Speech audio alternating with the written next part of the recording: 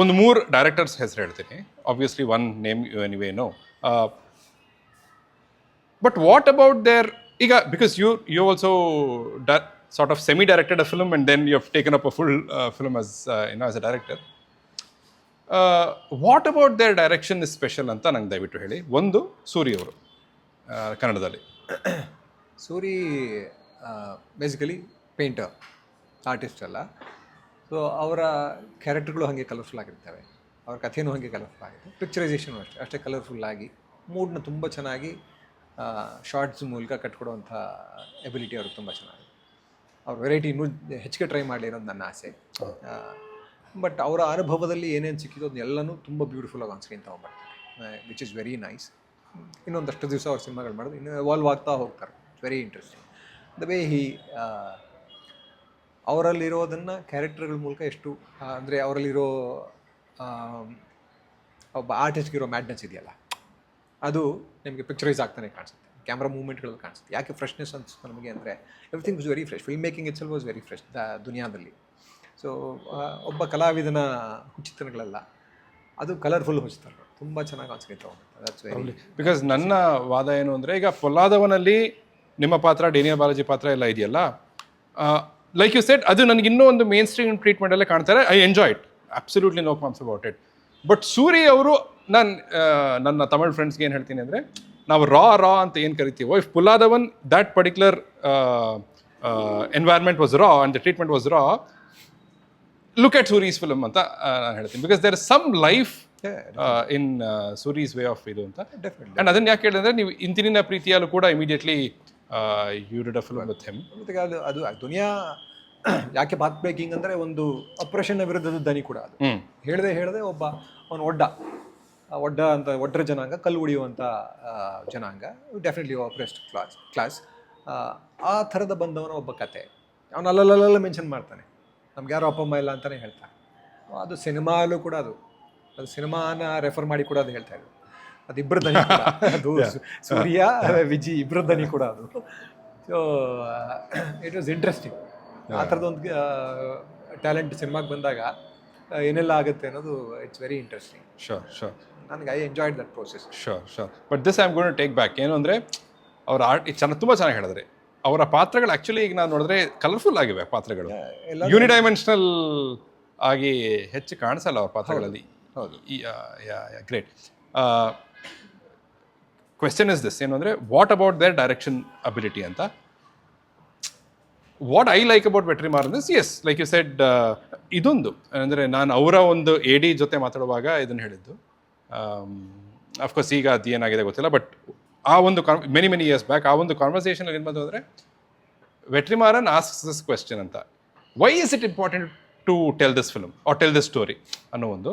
But anyway, coming back, what I appreciate about Vetrimaaran is, ಈಗ ಒಡಚೆನ್ನೈ ಅದನ್ನು ಒಂದು ಮೇನ್ ಸ್ಟ್ರೀಮ್ ಟ್ರೀಟ್ಮೆಂಟಲ್ಲಿ ಕೊಡೋದಿದೆಯಲ್ಲ, I think that is very powerful. ಇಲ್ಲದಿದ್ರೆ ಎಷ್ಟೋ ಜನಕ್ಕೆ ಅದು ಹೋಗೋದೇ ಇಲ್ಲ, ಆ ಚಿತ್ರ ಹೋಗೋದೇ ಇಲ್ಲ. ಸೊ ಆ ಒಂದು ಬ್ಯಾಲೆನ್ಸ್ನ ನನ್ನ ಪ್ರಕಾರ ಅವ್ರು ಇಂಪೆಕಬಲ್ ಆಗಿ ಹಿಡಿದಿದ್ದಾರೆ. But you have worked with him. What about his direction ability? Study ನನಗೆ ಅನಿಸುತ್ತೆ, ಅವರ study of character, study of situation, study of the whole concept, ಅಲ್ಲಿಯ ಎಲ್ಲ social structure, political structure, geography ಎಲ್ಲವನ್ನೂ ಸ್ಟಡಿ ಮಾಡಿ ಇಳಿತಾರೆ ಅವರು ಸಿನಿಮಾ. ಯಾಕಂದರೆ ಅವರ ಪಾತ್ರಗಳಲ್ಲಿ ಎಲ್ಲವೂ ಇರ್ತದೆ. ಫೈನಲ್ಲಾಗಿ ಅವೆಲ್ಲ ಆನ್ ಪೇಪರ್ ಬರದೇ ಹೋದರು ಅಥವಾ ಆನ್ ಸ್ಕ್ರೀನ್ ನಮ್ಮ ಕಣ್ಣಿಗೆ ಕಾಣಿಸ್ತೇ ಹೋದ್ರೂ ಕಾಣಿಸುತ್ತೆ ಆ್ಯಕ್ಚುಲಾಗಿ ಆ ಪಾತ್ರಗಳವನ್ನೆಲ್ಲವನ್ನೂ ಇದು ಮಾಡ್ತಾ ಇರ್ತಾರೆ. ಫೈನಲಾಗಿ ಆ್ಯಕ್ಚುಲಾಗಿ ಈ ಹಾಡುಗಳಲ್ಲಿ ಒಂದು ಕ್ಲೈಮ್ಯಾಕ್ಸ್ ಫೈಟ್ ಆಗಿದೆ. ಅವ್ರ ಉದ್ದೇಶ ಇದ್ದಿದ್ದು ಅದು ಕ್ಯಾರಿಕೇಚರಿಷೇ, ಇಬ್ಬರು ಹುಂಜಗಳ ಥರ ಫೈಟ್ ಮಾಡಬೇಕು. ಆದರೆ ನೀವು ಅಲ್ಲಿಯ ಕಲ್ಚರ್ನ ನೋಡಿದ್ರೆ, ಅಲ್ಲಿಯ ಈ ಕೋಳಿ ಫೈಟ್ ಮಾಡುವಂಥದ್ದು, ಹುಂಜದ ಫೈಟ್ ಮಾಡುವಂಥವ್ರು ಏನಿದ್ದಾರೆ ಅವರೆಲ್ಲರೂ ಹಾಗೆ ಇರ್ತಾರೆ, ಎಲ್ಲರೂ ಗ್ಲೈಡೇಟರ್ ಥರ. ಸತ್ರೂ ಸರಿ, ಅವ್ರು ಹೊಡೆದಾಡೋದು ಕೋಳಿ ಫೈಟ್ ಮಾಡೋದು ಬಿಡಲ್ಲ. ಕೋಳಿಗಳು ಹೆಂಗೆ ಫೈಟ್ ಮಾಡ್ತಾವೆ ಅವರು ಹಾಗೆ ಇದ್ದಾರೆ. ಒಂದು ಹೆಂಗೆ ಅಂದರೆ ಅವರು ಸೀಸನ್ಗೆ ತಕ್ಕಂಗೆ ಚೇಂಜ್ ಆಗ್ತಾ ಇರ್ತಾರೆ. ನಾವೆಲ್ಲ ಅದು 2-3 ವರ್ಷ ಶೂಟ್ ಮಾಡಿದ್ವಿ. ಒಂದು ಸೀಸನ್ ಅವರು ಫುಲ್ ಮುದುಕ ಥರ ಕಾಣಿಸ್ತಾ ಇರ್ತಾರೆ, ಒಂದು ಸೀಸನ್ ಫುಲ್ ಫ್ರೆಶ್ ಆಗಿರ್ತಾರೆ. ಈ ಕೋಳಿ ಫೈಟ್ ಸೀಸನ್ ಬಂದರೆ ಎಲ್ಲರೂ ಫ್ರೆಶ್ ಆಗುತ್ತೆ, ಎಲ್ಲರೂ ಯಂಗ್ ಆಗಿಬಿಡ್ತಾರೆ, ಎನರ್ಜಿ ಬಂದುಬಿಡುತ್ತೆ ಎಲ್ರಿಗೂ. ಇದೆಲ್ಲವೂ ಕಾಣುತ್ತೆ ಸಿನಿಮಾದಲ್ಲಿ ನಿಮಗೆ. ಅಲ್ಲಿಯ ಜಾಗ್ರಫಿ, ಆ ಮಣ್ಣಿನ ಸಂಸ್ಕೃತಿ, ಆ ಮಣ್ಣಿನ ಭಾಷೆಯಿಂದ ಬರೀ ಭಾಷೆ ಮಾತ್ರ ಬರಲ್ಲ, ಪೂರ್ತಿ ಕಲ್ಚರ್ನ ಸ್ಟಡಿ ಮಾಡಿ ನನಗೆ ಗೊತ್ತಿರೋ ಹಾಗೆ ಅಲ್ಲಿರೋ ಕಾಕ್ ಫೈಟರ್ಸ್ ಯಾರು ಇದ್ದಾರೋ ಅವರಷ್ಟೇ ವೆಟ್ರಿಗೆ ಆ ಸಿನಿಮಾ ಮುಗಿಸೋಳು ಗೊತ್ತಿತ್ತು. ಅದಕ್ಕಿಂತ ಹೆಚ್ಚಿಗೆ ಗೊತ್ತಿಲ್ಲದ್ರು ಅಷ್ಟಂತೂ ಡೆಫಿನೆಟಾಗಿ ಗೊತ್ತಿತ್ತು. ಅದಾಗಿ ಇವರೇ ಒಂದಷ್ಟು ಕೋಳಿಗಳು ಸಾಕಿದ್ರು ಮನೆ. ಕರೆಕ್ಟ್. ಅದಾದಮೇಲೆ ಹಾಗೆ ಪಾರಿವಾಳಕ್ಕೆ ಶಿಫ್ಟ್ ಆಗಿ ಪಾರಿವಾಳದ ಫುಲ್ ರೇಸಿಂಗ್ ಗೀಸಿಂಗ್ ಎಲ್ಲ ಇವತ್ತು ಮಾಡ್ತಾರೆ. ಕರೆಕ್ಟ್. ಇವತ್ತು ಇದೆ ಪಾರಿವಾಳಗಳು. ಪಾರಿವಾಳದ ಬಗ್ಗೆ ಸಿನಿಮಾ ಮಾಡಬೇಕು ಅಂತಿದ್ದು ಧನುಷ್ ಹಾಕೋದು, ಅದರಷ್ಟೊಳಗೆ ಧನುಷ್ ಬೇರೆ ಯಾವುದೋ ಸಿನಿಮಾ ಮಾಡಿಬಿಟ್ಟು ಪಾರಿವಾಳ ಇಟ್ಕೊಂಡು ಮತ್ತೆ ಮಾಡಲಿಲ್ಲ ಅದು ಅನ್ಸುತ್ತೆ. ಸೊ ಆ ಇನ್ಡೆಪ್ತ್ ಸ್ಟಡಿ ಇದೆಯಲ್ಲ ಒಂದು ಸಿನಿಮಾ ಮಾಡಬೇಕಾದ್ರೆ ಅದರಲ್ಲಿ ಎಲ್ಲನೂ ಕಂಪ್ಲೀಟ್ನೆಸ್ ಸಿಗಬೇಕು ಅಂತ. ಯಾಕಂದರೆ ಒಂದು ಪಾತ್ರ ಅಂತ ಅಂದ್ಕೊಂಡು ಒಬ್ಬ ವ್ಯಕ್ತಿ ಅಂದ್ಕೊಂಡು ನಾನಲ್ಲ, ನನ್ನ ಅಸ್ತಿತ್ವಕ್ಕೆ ನನ್ನ ಹಿಂದೆ ಸುಮಾರಿದೆ. ಇಲ್ಲಿಯ ಜಾಗ್ರಫಿ ಇದೆ, ಇಲ್ಲಿಯ ಕಲ್ಚರ್ ಇದೆ, ಇಲ್ಲಿಯ ಫುಡ್ ಇದೆ, ಇಲ್ಲಿಯ ಡ್ರೆಸ್ಸಿಂಗ್ ಇದೆ, ಇವೆಲ್ಲವೂ ಸೇರಿ ಅವೆಲ್ಲವೂ ನನ್ನಲ್ಲಿ ಕಾಣಿಸಿದ್ರಷ್ಟೇ ನನ್ನ ಕಂಪ್ಲೀಟ್ ಕ್ಯಾರೆಕ್ಟರ್ ನನಗೆ ಪ್ರೆಸೆಂಟ್ ಮಾಡೋಕ್ಕಾಗತ್ತೆ. ನಾನು ಇಲ್ಲಿ ಕೂತ್ಕೊಂಡು ಮಾತಾಡೋಕ್ಕಾಗಲ್ಲ. ಸೊ ಒಂದು ಪಾತ್ರ ಸಿನಿಮಾದಲ್ಲಿ ಕ್ರಿಯೇಟ್ ಮಾಡಬೇಕು ಅಂದರೆ ಅಷ್ಟನ್ನು ತೊಗೊಂಬರೋದು ಇದೆಯಲ್ಲ, that requires a lot of understanding. ಆ ಅಂಡರ್ಸ್ಟ್ಯಾಂಡಿಂಗ್ ಇನ್ ಡೀಟೇಲ್ ಜೊತೆಗೆ ಅವರ ಕ್ಯಾರೆಕ್ಟರ್ಸ್. ಸೊ ಇಷ್ಟು ಹೋಲ್ಸಮ್ ಕ್ಯಾರೆಕ್ಟರ್ಸ್ ಒಂದು ಕ್ಯಾರೆಕ್ಟರ್ ಕ್ರಿಯೇಟ್ ಮಾಡಿಬಿಟ್ರೆ ಅದು ಡೆಫಿನೆಟಾಗಿ ರೈಟರ್ ಕಂಟ್ರೋಲ್ ಇರಲ್ಲ, ಅದಾಗುತ್ತೆ ಬೆಟ್ರಿಗೆ. ಆ ಸಮಸ್ಯೆಯಿಂದನೇ 6 ಗಂಟೆ ಸಿನಿಮಾ ಮಾಡ್ತಾರೆ ಅವರಿಗೆ. ಆ್ಯಕ್ಚುಲಿ ಈ ಶುಡ್ ಮೇಕ್ ಸೀರೀಸ್ ಅಂತ ನನಗನ್ಸುತ್ತೆ. ಅಥವಾ ಅವ್ರ ಸಿನಿಮಾನ 6 ಗಂಟೆನೂ ಬಿಟ್ಬಿಡ್ಬೇಕು ಅನ್ಸುತ್ತೆ. ನೋಡೋಕ್ಕಾದವ್ರು ನೋಡಲಿ, ಮಿಕ್ಕಿದ್ರೆ ಏನು ಮಾಡೋಕ್ಕಲ್ಲ, ಅವರೇ ಬರ. ಯಾಕಂದ್ರೆ ಅಕ್ಸೆಪ್ಟ್ ಮಾಡ್ಕೊಂಡಿದ್ದೀರಾ ಅವ್ರನ್ನ, ದೊಡ್ಡ ಸ್ಟಾರ್ ಮಾಡಿದ್ರು ನೋಡಿ ಅಂತ ಬಿಡಬೇಕು ಅಂತ. ಯಾಕೆಂದರೆ ಇಷ್ಟೊಂದು ಮಿಸ್ ಆಗಿಬಿಡುತ್ತೆ. ಅದನ್ನು ಇವರ ಫಾರ್ಮ್ಯಾಟ್ ಒಳಗಡೆ ತುರುಕಬೇಕಾದ್ರೆ 2.5 ಗಂಟೆ 2.75 ಗಂಟೆಯಲ್ಲಿ ಆ ಡಬ್ಬಿಂಗಲ್ಲೆಲ್ಲ ಕರೆಕ್ಷನ್ ಮಾಡ್ತೀವಿ. ಅದು ಅವರ ಎಬಿಲಿಟಿನೇ. ಯಾಕಂದರೆ ಒಬ್ಬ ಆರ್ಟಿಸ್ಟ್ನ ರಿದಮ್ನ ಎಷ್ಟು ಚೆನ್ನಾಗಿ ಕ್ಯಾಚ್ ಮಾಡ್ಕೊಂಡಿರ್ತಾರೆ ಅಂದರೆ, ಆ ಮನುಷ್ಯ ಕುತ್ಕೊಂಡು ಸುಮ್ಮನೆ ಅಲ್ಲೆಲ್ಲ ಫುಲ್ ಒಂದಷ್ಟು ಯೋಚನೆ ಮಾಡ್ಕೊಂಡು ಬಂದಿರ್ತಾರೆ, ಏನೇನು ಇಲ್ಲ ಚೇಂಜ್ ಮಾಡಬೇಕು, ಹೆಂಗೆ ಲಿಂಕ್ ಮಾಡಬೇಕಂದ್ರೆ 6 ಗಂಟೆ ಸಿನಿಮಾನ 2.5 ಗಂಟೆ ಮಾಡಬೇಕು ಅಂದರೆ ಎಷ್ಟು ಇಂಪಾರ್ಟೆಂಟ್ ವಿಷಯಗಳು ಕಿತ್ತು ಬಿಸಾಕ್ಬೇಕು, ಕನೆಕ್ಷನೇ ಹೊರಟೋಗ್ಬಿಟ್ಟಿರುತ್ತಲ್ಲ. ಅದು 6 ಗಂಟೆ ಏನಕ್ಕೆ ಆಗುತ್ತೆ ಅಂತಂದರೆ ಕ್ಯಾರೆಕ್ಟರ್ಗಳು ಸ್ಟ್ರಾಂಗ್ ಆಗಿಬಿಡ್ತಾವೆ. ಸ್ಟ್ರಾಂಗ್ ಆದಾಗ ಒಂದೊಂದು ಕ್ಯಾರೆಕ್ಟರ್ ಅದು ದಿಕ್ಕಲ್ಲಿ ಹೋಗ್ತಾ ಇರುತ್ತೆ. ಕರೆಕ್ಟ್. ಈಗ ಒಂದು ಸಿಚುವೇಶನ್ ಫೇಸ್ ಮಾಡಿದಾಗ 2-3 ಸಖತ್ ಸ್ಟ್ರಾಂಗ್ ಕಂಪ್ಲೀಟ್ ಕ್ಯಾರೆಕ್ಟರ್ಸ್ ಅವರವ್ರದ್ದೇ ಒಂದು ವೆರಿ ಡಿಫ್ರೆಂಟ್ ವ್ಯಕ್ತಿತ್ವ ಇಟ್ಕೊಂಡು ಬಂದು ನಿಂತಿದ್ದಾರೆ ಅಂದರೆ ಡೆಫಿನೆಟಾಗಿ ನೀವು ಅವ್ರ ಮಧ್ಯೆ ನಿಮ್ಗೆ ಇಷ್ಟ ಬಂದಂಗೆಲ್ಲ ಮಾತಾಡ್ಸೋಕ್ಕಾಗಲ್ಲ. ಅವನ ಥರ ಮಾತಾಡ್ತಾನೆ, ಇವನು ಥರ ಮಾತಾಡ್ತಾನೆ, ಇವನು ಥರ ಮಾಡ್ತಾನೆ, ಅವನಿಗಾದದ್ದೇ ಅವನೇನೋ ಮಾಡ್ತಾನೆ, ಇವ್ನಿಗೆ ಅನ್ಸಿದ್ದು ಇವನೇನೋ ಮಾಡ್ತಾನೆ, ಇವ್ನಿಗೆ ಅನ್ಸಿದ್ದು ಇವನೇನೋ ಮಾಡ್ತಾನೆ. ಇವ್ರೇನು ಮಾಡಿದ್ರು ಅಂತ ಹಿಂದ್ಗಡೆ ಹಿಂದೆ ಹೋದರೆ ಅವಂದೇ ಒಂದು ದೊಡ್ಡ ಕತೆ ಆಗುತ್ತೆ, ಇವನಿಂದ ಅದೊಂದು ದೊಡ್ಡ ಕತೆ ಆಗುತ್ತೆ. ಅದರಲ್ಲಿ ಇನ್ಯಾರೋ ಬರ್ತಾರೆ, ಅವರು ಎಲ್ಲ ಭಯಂಕರ ಸ್ಟ್ರಾಂಗ್ ಆಗಿರ್ತಾರೆ. ಹೀಗೆ ಆ ಪಾತ್ರಗಳನ್ನ ನೋಡಿದ್ರೆ the characters he create very diverse, very rich. ನನಗೆ ಭಾರಿ ಖುಷಿ ಅನಿಸ್ತದೆ. ನಾನು ಡಬ್ಬಿಗಿಂದ ಅಲ್ಲಿಗೆ ಹೋಗ್ಬಿಟ್ಟೆ. ಡಬ್ಬಿಂಗಲ್ಲಿ ಏನು ಮಾಡ್ತಾನೆ, ಕೊನೆಗೆ ಬಂದು ಕೂತ್ಕೊಂಡು ಕಿಶೋರ್ ಇದು ಹೇಳ್ಬಿಡಿ ನೀವು ಅಂತ ಅಂದ್ಬಿಟ್ಟು, ಅಲ್ಲಿ ಎಲ್ಲಿ ಮ್ಯಾಚ್ ಆಗುತ್ತೆ. ನಾವೆಲ್ಲ ಏನೇ ಬಿಟ್ಬಿಟ್ಟಿದ್ವಿ, ಮುಂಚೆ ಎಲ್ಲ ಹೇಳ್ತಾ ಇದ್ರು, ಮುಂಚೆ ಈಗ ಕೇಳೋದು ಬಿಟ್ಬಿಟ್ಟಿದ್ವಿ. ಓಕೆ, ಕಣ್ಣು ಮುಚ್ಕೊಂಡು ಮ್ಯಾಚ್ ಎದುರುಗಡೆ ನೋಡ್ರೆ ಮ್ಯಾಚ್ ಮಾಡೋಕ್ಕಾಗಲ್ಲ, ಯಾಕಂದರೆ ಅಲ್ಲೇನೋ ಹೇಳಿರ್ತೀವಿ, ನಮಗೆ ಕಣ್ಣು ಮುಚ್ಕೊಂಡು ಹೇಳ್ಬಿಡೋದು. ನೆಕ್ಸ್ಟ್ ಕೇಳಿದ್ರೆ ಅದು ಹಾಗೆ ಹೇಳ್ದಂಗೆ ಇರುತ್ತೆ. ಇದಕ್ಕೆ ಮುಂಚೆ ಏನು ಹೇಳಿದ್ದೆ ಅಂತ ನನಗೆ ಡೌಟ್ ಬರುತ್ತೆ. ಏನು ಹೇಳಿದ್ದೆ ಅಂದರೆ ಮರ್ತೋಗ್ಬಿಡಿಯೋದಲ್ಲ, ಅದು ಹೇಳಿಲ್ಲ ನೀವು ಅಂತ. So his understanding is of his actors and their rhythm ಪರ್ಫಾರ್ಮೆನ್ಸೇ. ನನಗೆ ಅನ್ಸುತ್ತೆ ಕೆಲವ್ರನ್ನೆಲ್ಲ ನಾವೇ ಎಷ್ಟೊಂದು ತಪ್ಪು ಮಾಡ್ತಿರ್ತೀವಿ ಅಲ್ಲಿ. ಯಾಕಂದರೆ ಫಸ್ಟು ತಮಿಳು, ಈ ಸಿನಿಮಾದ ಬಿಡುದಲೆ ಅಂದಂತೂ ಇದು ತಮಿಳು ಬೇರೆ, ತೋಳರ್ ತಮಿಳು, ಕಮ್ಯುನಿಸ್ಟ್ ತಮಿಳು. ಅದನ್ನು ನನಗೆ ಅರ್ಥ ಮಾಡ್ಕೊಳ್ಳೋದು ಹೇಳೋಷ್ಟು ದೊಡ್ಡ ಸರ್ಕಸ್ ಆಗಿರುತ್ತೆ. ಅದು ಸುಮಾರು ಇಂಪ್ರೂವೈಸ್ ಆಗ್ತಾ ಇರುತ್ತೆ ಟ್ರೀಸೆನ್ಸಲ್ಲಿ. ಅದರ ಮಧ್ಯದಲ್ಲಿ ಇದು ಡೈಲಾಗ್ ಹೇಳಿ ಮುಗಿಸಿದ್ರೆ ಸಾಕು ಅಂತ ಸ್ಟೇಜಲ್ಲಿ ಬೇಕಾದಷ್ಟು ತಪ್ಪುಗಳಾಗ್ತಾ ಇರುತ್ತೆ. ಆದರೂ ನಾವು ಬೈಸ್ಕೊಂಡು ನಮ್ಮನ್ನು ಬೈದಿರಲ್ಲ, ಯಾರನ್ನೋ ಒಂದಷ್ಟು ಜನ ಬೈದಿರ್ತಾರೆ ಅವರು. ಇದು ಯಾಕೆ ನಮ್ಮನ್ನೆಲ್ಲ ಬೈಯಲ್ಲ, ಅವ್ರು ಮಾತ್ರ ಬೈತಾರಲ್ಲ ಅಂತ ನಮ್ಗೆ ಅನ್ಸುತ್ತೆ. ಬಟ್ ಅದೇ ಹೆಂಗೆ ಅಂದರೆ ಈ understands is actor so well. ಯಾರಿಗೆ ಏನು ಹೇಳಿದ್ರೆ ಏನು ಡಿಸ್ಟರ್ಬ್ ಆಗಲ್ಲ, ಯಾರಿಗೆ ಹೇಳಿದ್ರೆ ಡಿಸ್ಟರ್ಬ್ ಆಗ್ತದೆ ಎಲ್ಲವೂ ಗೊತ್ತು. ಅಂಡರ್ಸ್ಟ್ಯಾಂಡಿಂಗ್ ಆಫ್ ಹಿಸ್ ಆ್ಯಕ್ಟರ್ಸ್ ಇದೆಯಲ್ಲ ತುಂಬ ಖುಷಿ ಅನಿಸುತ್ತೆ ನನಗೆ. ಕೆಲವೊಮ್ಮೆ ನಮ್ಗೆ ಏನು ಅನ್ಸ್ಬಿಡುತ್ತೆ, ಇವ್ರನ್ನೆಲ್ಲ ಅಷ್ಟು ಸಲ ನಾವು ಯೂಟ್ಯೂಬಲ್ಲಿ ಮತ್ತೊಂದು ಕಡೆ ನೋಡಿ ಓಕೆ ವೆಟ್ರಿಮಾರನ್ ಅಂತ ಆಗ್ಬಿಡುತ್ತೆ. ಬಟ್ ನಿಮ್ಮಂಥವ್ರಿಂದ ಕೇಳುವಾಗ ನಮ್ಗೆ ಗೊತ್ತಾಗುತ್ತೆ ಯಾರು ಈಸಿಯಾಗಿ ವೆಟ್ರಿಮಾರನ್ ಆಗ್ಬಿಡಲ್ಲ, ಯಾರು ಈಸಿಯಾಗಿ ಸೂರ್ಯ ಆಗ್ಬಿಡಲ್ಲ ಅಂತ. They gone through their own struggles. ಬಿಗಿನಿಂಗಲ್ಲೆಲ್ಲ ಅವ್ರನ್ನ ಅಕ್ಸೆಪ್ಟ್ ಮಾಡ್ಬೋದು. ಅಥವಾ ಅವರು ಇವತ್ತು ವೆಟ್ರಿಮಾರನ್ ಕೇಳಿದ್ರೆ ಏನು ಬೇಕಾದ್ರೂ ಸಿಗುತ್ತೆ ಸಿನಿಮಾಗೆ, ಅವತ್ತೇನು ಸಿಗ್ತಾ ಇರಲಿಲ್ಲ. ನಾವು ಪೊಲಾದನ್ ಮಾಡಿದಾಗಲೇ ಅವ್ರಿಗೆ ಬೈಕ್ ಪಲ್ಸರ್ ಬೇಕಾಗಿತ್ತು. ಪಲ್ಸರ್ ಯಂಗರ್ ಆಡಿಯನ್ಸ್ ಜೊತೆಗೆ ತುಂಬ ಚೆನ್ನಾಗಿ ಕನೆಕ್ಟ್ ಮಾಡ್ತಾರೆ.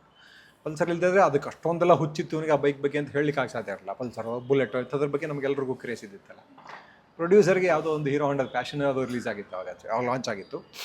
ಅದನ್ನು ತೊಗೊಂಬಂದ್ರೆ ಅವ್ರಿಗೆ ಫಂಡಿಂಗ್ ಸಿಗ್ತಾ ಇತ್ತು. ಪಾಪ ಅವ್ರು ಪ್ರೊಡ್ಯೂಸರ್ ಥರ ಯೋಚನೆ ಮಾಡ್ತಾರೆ, ನಮ್ಗೆ ಅದು ತೊಗೊಂಬರ್ತೀವಿ ಇವರಿಲ್ಲ ಅಂತ. ಕೊನೆಗೆ ಇವ್ರ ಮನೆಯಿಂದ ಅವ್ರ ಹೆಂಡತಿ ದುಡ್ಡಲ್ಲಿ ತಂದರು ಅನ್ಸುತ್ತೆ ಅದನ್ನ. ಒಂದು ಪಲ್ಸರ್ ತೊಗೊಂಡು ಇವತ್ತಿಗೂ ಅವ್ರ ಪ್ರೊಡಕ್ಷನ್ಲಿದೆ, ಅಸಿಸ್ಟೆಂಟ್ ಡೈರೆಕ್ಟರ್ಗಳು ಓಡಿಸ್ತಾರೆ. ಸೊ ಹೀಗೆಲ್ಲ ಮಾಡಬೇಕಾಯ್ತು. ಆ್ಯಕ್ಚುಲಾಗಿ ಇವ್ರಿಗೂ ಬಾಲಾಜಿಗೂ ಪೇಮೆಂಟ್ ಪೂರ್ತಿ ಆಗಿರಲ್ವೋ, ಇವರೇನೋ ಕೊಟ್ಟರು, ಆ ಥರದ್ದು ಏನೇನೋ ಆಗಿದೆ ಒಂದಷ್ಟೆಲ್ಲ. ಸೊ ಒಂದು ಸ್ಟ್ರಗಲ್. ಬಟ್ ಫೈನ್, ಒಂದ್ಸಲ ನೀವು ಅಕ್ಸೆಪ್ಟ್ ಆಗೋಗ್ಬಿಟ್ರಿ, ಸಕ್ಸಸ್ ಸಿಕ್ಬಿಟ್ಟ ಮೇಲೆ ಥಿಂಗ್ಸ್ ವರ್ಕಿಂಗ್ ಇವೆ. ಬಟ್ ಸ್ಟಿಲ್ ಅದನ್ನು ಸಕ್ಸಸ್ನ ಉಳಿಸ್ಕೊಳ್ಳೋದು ಒಂದು ಕೆಲಸ ಅಲ್ಲ. ನೀವು ನಿಮ್ಮ ಛಾಪನ್ನು ಉಳಿಸ್ಕೊಳ್ಬೇಕಾಗತ್ತೆ ಸಿನಿಮಾದಲ್ಲಿ. ನಿಮ್ಮ ಕೈಂಡ್ ಆಫ್ ವರ್ಕಿಂಗ್ ಪ್ರಾಮಾಣಿಕವಾಗಿ ಆಗುತ್ತೆ. ಅದನ್ನು ತನ್ನ ಹೆಸರನ್ನು ಉಳಿಸ್ಕೊಳ್ಳೋಕ್ಕೆ ಅಂತಲ್ಲ, ಆ ಮನುಷ್ಯನ ಬಗ್ಗೆ ನನಗೆ ತುಂಬ ಇಷ್ಟ ಆಗುವಂಥದ್ದು, ಪ್ರಾಮಾಣಿಕವಾಗಿ ನಂಬಿರುವಂಥ ಸಿನಿಮಾಗಳನ್ನ ಮಾಡಿ. ಇದನ್ನೂ ಅಷ್ಟೇ ತುಂಬ ಕಷ್ಟ, ಪೊಲಿಟಿಕಲ್ ಸಿನಿಮಾಗಳು ಮಾಡೋದು ಇವಾಗಿನ ಪರಿಸ್ಥಿತಿಯಲ್ಲಿ ತುಂಬ ಕಷ್ಟ. ಇವತ್ತಿನ ಸೆನ್ಸರ್ ಬೋರ್ಡ್ ಸಿನಿಮಾಗಳನ್ನ ಬಿಡೋದೇ ಇಲ್ಲ, ಎಲ್ಲ ಸೆಂಟ್ರಲ್ ಕಂಟ್ರೋಲ್ ಇದೆ. ಅವರ ಅಜೆಂಡಾಗಳೇನು ಪುಷ್ ಮಾಡ್ತಾವೆ ಅಂಥವನ್ನಷ್ಟೇ ಬಿಡೋದು. ಅವರನ್ನು ಕ್ವೆಶನ್ ಮಾಡುವಂಥ ಪ್ರಶ್ನೆಗಳು ಮಾಡುವಂಥ ಯಾವ ಸಿನಿಮಾನೂ ಈಚೆ ಬರೋಲ್ಲ. ಅವ್ರ ಸಿನಿಮಾನೇ ಒಂದು ಸಿನಿಮಾ ನಿಂತಿದೆ ಈಗಾಗಲೇ. ಸೊ ಪೊಲಿಟಿಕಲ್ ಸಿನಿಮಾ ಮಾಡೋದು ಒಂದು, ಯಾಕೆಂದರೆ you are answerable to your producer ಅಲ್ಲ. ಕರೆಕ್ಟ್. ಇದು ಈ ಥರ ದೊಡ್ಡ ಸಿನಿಮಾಗಳೆಲ್ಲ ಮಾಡಿಬಿಟ್ಟು ಸಿಕ್ಕಾಪಟ್ಟೆ ಚಿಕ್ಕ ಸಿನಿಮಾ ನಂತರ ಮಾಡ್ಕೊಂಡ್ರೆ ಪರವಾಗಿಲ್ಲ. ಅಷ್ಟೊಂದು ದೊಡ್ಡ ಬಡ್ಜೆಟ್ ಸಿನಿಮಾ ಮಾಡಿದಾಗ ಆ ದುಡ್ಡು ವಾಪಸ್ ತಂದು ಕೊಡೋದಿಲ್ಲ, ಆ ಜವಾಬ್ದಾರಿನೂ ಡೈರೆಕ್ಟರ್ ತಲೆ ಮೇಲೆ ಇರುತ್ತೆ. ಸಿಕ್ಕಾಪಟ್ಟೆ ಹೈ ಪ್ರೆಷರ್ ಕೆಲಸ ವರ್ಗಗಳು ಮಾಡ್ತಾ ಇರೋದು. ಸ್ಟಿಲ್ ಮಾತಾಡಲೇಬೇಕು ಯಾರು. ಇವತ್ತಿಗೆ ಕಮ್ಯುನಿಸಮ್ನ, ಕಮ್ಯುನಿಸ್ಟ್ ಹೋರಾಟದ ಪರಿಶಿಷ್ಟ ಜನಗಳ ಪರವಾಗಿ ನಿಸ್ವಾರ್ಥದಿಂದ, ಸ್ವಾರ್ಥನೇ ಇಲ್ಲದೆ ಜೀವ ಕೊಟ್ಟಂಥ ಸುಮಾರು ಜನ ಇದ್ದಾರೆ. ಅವ್ರಗಳ ಕಥೆ ನಾವು ಹೇಳಲೇಬೇಕು. ಆ ಹಿಸ್ಟ್ರಿನ ಮರೆಯೋದಕ್ಕೆ ಸಾಧ್ಯ ಇಲ್ಲ, ಯಾಕಂದರೆ ಮರೆತು ನಾವು ಅವ್ರಿಗೂ ತೋರಿಸೋ ಗೌರವ. ಅದು ಜೊತೆಗೆ ಒಂದು ಸಮಸ್ಯೆ ಇತ್ತು ಅಂತ ತಿಳ್ಕೊಂಡು ನಾವು ಮುಂದಕ್ಕೆ ಹೋಗ್ಬೇಕಾಯ್ತು. ಇವತ್ತು ಇಲ್ಲದೇ ಇರ್ಬೋದು, ಸರಿ ಇಲ್ಲವೇ ಇಲ್ಲ ಅಂತ ಇಟ್ಕೊಂಡು ಪ್ರಶ್ನೆ ಇಲ್ಲ ಇವತ್ತು ಅಂತ ಇಟ್ಕೊಂಡ್ರು, ಆವತ್ತಿತ್ತಲ್ಲ ಆ ಥರದ ಅದರಲ್ಲಿ ಒಂದು ಪ್ರಶ್ನೆ ಕೇಳ್ತಾನೆ ಅವನು. ಒಂದು ಲೈನ್ ಇದೆ ಬಿಗಿನಿಂಗ್ನಲ್ಲಿ, ನಾನು ಪೂರ್ತಿ ಸಿನಿಮಾ ನೋಡಿಲ್ಲ ಇನ್ನು. ಅವರ ಮನೇಲಿ ಕೆಲಸ ಮಾಡ್ತಾಯಿರ್ತಾನೆ, ಒಂದು ದಲಿತರ ಹುಡುಗ ಒಬ್ಬ ಕೆಲಸ ಮಾಡ್ತಾ ಇರ್ತಾನೆ. ದೊಡ್ಡವನಾಗಿದೆ, ನೋಡಿದ್ರೆ ಮೈಕೆ ಎಲ್ಲ ಫುಲ್ ಮಸಲ್ಸ್ ಎಲ್ಲ ಬಂದಿದೆ. ಚೆನ್ನಾಗಿ ಬೆಳೆದಿಲ್ಲ ಅವನು. ಜಮೀನ್ದಾರ ಹೇಳ್ತಾನೆ, ಚೆನ್ನಾಗಿ ಬೆಳೆದೇನೆ, ಮದುವೆ ಮಾಡಿಸಲ್ವಾ ಅಂತ ಅಂದ್ಬಿಟ್ಟು. ಹ್ಞೂ ಮಾಡಿಸ್ಬೇಕಯ್ಯ ಅಂತಾನೆ. ಅಲ್ಲೊಂದು ಹುಡುಗಿ ನೋಡಿದ್ದೀನಿ ಚೆನ್ನಾಗಿದೆ, ಅವಳನ್ನ ಮದುವೆ ಮಾಡಿಸು ಅಂತ. ಅವಾಗೆಲ್ಲ ಇತ್ತು ಆಂಧ್ರದಲ್ಲಿ, ಸಾಯಿನಾಥ್ ಬರ್ದಿರೋ ಪುಸ್ತಕದಲ್ಲೂ ಇದೆ ಅದು. ಆಗೆಲ್ಲ ಮದುವೆ ಆದರೆ ದಲಿತರು ಮದುವೆ ಆದರೆ ಅವರ ಮದುವೆಯಾದ ಹೆಣ್ಣು ಮಗಳು ಜಮೀನ್ದಾರನ ಜೊತೆ ಮೊದಲು ರಾತ್ರಿ ಕಳಿಬೇಕಾಗಿತ್ತು. ಅವ್ನು ಚೂಸ್ ಮಾಡ್ತಾನೆ ಹುಡುಗಿನ, ಅವನಿಗೆ ಬಿಡಲ್ಲ. ಅವನ ಚಾಯ್ಸ್, ನನ್ನ ಚಾಯ್ಸ್, ನೀನು ಸೆಲೆಕ್ಟ್ ಮಾಡ್ಕೊಂಬ, ಯಾಕೆ ನಾನು ತಾನೇ ಮಲಗಬೇಕಾಗಿತ್ತು ಅನ್ನೋದು. ಅದನ್ನು ಎಷ್ಟು ಸಟ್ಲಾಗಿ ಹೇಳ್ತೀನಿ. ಏನು ತುಂಬ ಸಿಂಪಲಾಗಿ ಹೇಳ್ತಾನೆ, ಯಾರೊಂದು ಹುಡುಗಿ ನೋಡಿದ್ದೀನಿ ನಾನು ಮದುವೆ ಮಾಡಿಸು, ಅದೆಲ್ಲ ಇವನ ಚಾಯ್ಸು. ಇದೆಲ್ಲದರ ವಿರುದ್ಧದ ಹೋರಾಟ ಎಲ್ಲಿಂದನೋ ಬಂದು ಜನ ಮಾಡೋದು. ಅವ್ರಿಗೆ ಯಾರಿಗೂ ಸಂಬಂಧನೇ ಇರಲ್ಲ. ಇವರೆಲ್ಲ ಈ ವಾದ್ಯಾರಂತ ಯಾರನ್ನ ಅಂದ್ಕೊಳ್ತಾರೆ, ಅವರು ಎಲ್ಲೋ ಇದ್ದವರು ಇದನ್ನು ಈ ಆಪರೇಷನ್ನ ತಡೆಯೋದಕ್ಕೆ ಅಂತ ಬಂದು ಅವ್ರ ಜೀವಗಳನ್ನೆಲ್ಲ ಕೊಟ್ಟಿದ್ದಾರೆ. ಜೊತೆಗೆ ಆ ಜನ ಅವ್ರನ್ನ ಅಕ್ಸೆಪ್ಟ್ ಮಾಡ್ಕೊಂಡು ಅವ್ರಿಗೋಸ್ಕರ ಜೀವ ಕೊಟ್ಟು ಹೊಡೆದಾಡಕ್ಕೆ ರೆಡಿಯಾಗಿ ನಿಂತ್ಕೊಂಡಿದ್ದಾರೆ. ಈಗ ಗಾಂಧಿ ಥರ, ಗಾಂಧಿಗೋಸ್ಕರ ಪೂರ್ತಿ ದೇಶ ನಿಂತ್ಕೋಬೇಕಾಗಿದ್ದ ಅವಶ್ಯಕತೆನೇ ಇರಲಿಲ್ಲ. ಅದು ಹೆಂಗಾಯ್ತು ಅಂತಲೇ ಗೊತ್ತಿಲ್ಲ. ಅದೊಂದು ಮ್ಯಾಜಿಕ್ ಅದು ಆ್ಯಕ್ಚುಲಿ, ಅದು ಫಿನಾಮಿನನ್. ಅದನ್ನು ಭಯಂಕರ ಸ್ಟಡಿ ಮಾಡಬೇಕು ನಾವುಗಳೆಲ್ಲ. ಆ ಥರದ್ದು ಪರ್ಸನಾಲಿಟೀಸ್ ಜೊತೆಗೆ ಅವ್ರನ್ನ ನಂಬ್ತಾರೆ ಅಂತ ಹೆಂಗೆ ನಂಬ್ಕೊಂಬಂದ್ರು ಅಂತ ಗೊತ್ತಿಲ್ಲ. ಈಗ ಇವನು ಹೋಗಿ ಇನ್ನೊಬ್ಬರನ್ನ ನೀನು ಹಿಂಗೆ ಮಾಡು, ಹಿಂಗೆ ಮಾಡಬೇಡ, ಅವ್ನು ಮಾಡ್ತಾ ಇರೋದಲ್ಲ ಶೋಷಣೆ, ಇದ್ರ ವಿರುದ್ಧ ನೀನು ನಿಲ್ಲು ಅಂತ ಹೇಳಿದ್ರೆ ಅವ್ರು ಇವನ್ನ ನಂಬಿ ನಿಲ್ಲೋದೊಂದು. ಇವನು ಅವ್ರನ್ನ ನಂಬ್ತಾರೆ ಅಂತ ಅಂದ್ಕೊಂಡು ಹೋಗಿ ಹೇಳ್ತಾನಲ್ಲ, ಅವರು ಸೇರ್ಕೊಂಡು ಇವರು ಸೇರ್ಕೊಂಡು ಹೊಡೆದು ಬಿಸಾಕ್ಬಿಟ್ರೆ ಮುಗಿದೈತಲ್ಲ.